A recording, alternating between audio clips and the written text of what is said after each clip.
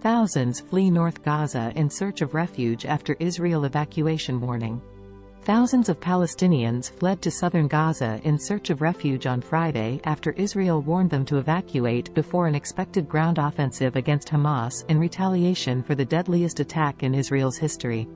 In the occupied West Bank, at least 9 Palestinians were killed by Israeli fire during protests supporting Gaza, taking the toll there to 44 since Saturday, the health ministry said. "We are steadfast on our land and in our homes and our cities. Everybody from Gaza is moving towards where we are," added Nakla, who was visiting relatives in Gaza from Scotland. The UN said it considered it impossible for such a movement to take place without devastating humanitarian consequences. "Any person can see that ordering 1+ million people to move in under 24 hours is not possible." UNRWA relocated its Central Operations Center and international staff to the south to continue its humanitarian operations and support to its staff and Palestine refugees in Gaza, the agency wrote on Twitter, rebranded X. Nabal Farsak, a spokesperson for the Palestinian Red Crescent in Gaza City, said there was no way more than 1 million people could be safely moved that fast, the report added. Israel's call to move Gaza civilians, horrendous, UN Palestinian Refugee Agency.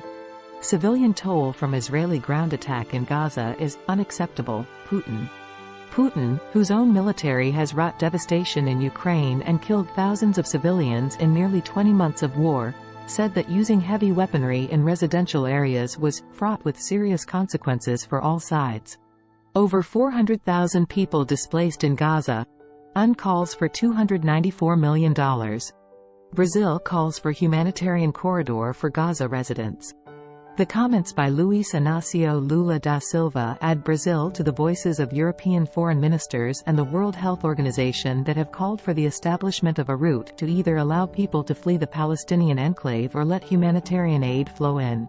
Urging Israel to show restraint, U.S. vows support. Seeking to build support for its response, Israel's government showed U.S. Secretary of State Antony Blinken and NATO defense ministers graphic images of children and civilians they said Hamas had killed in a weekend rampage in Israel.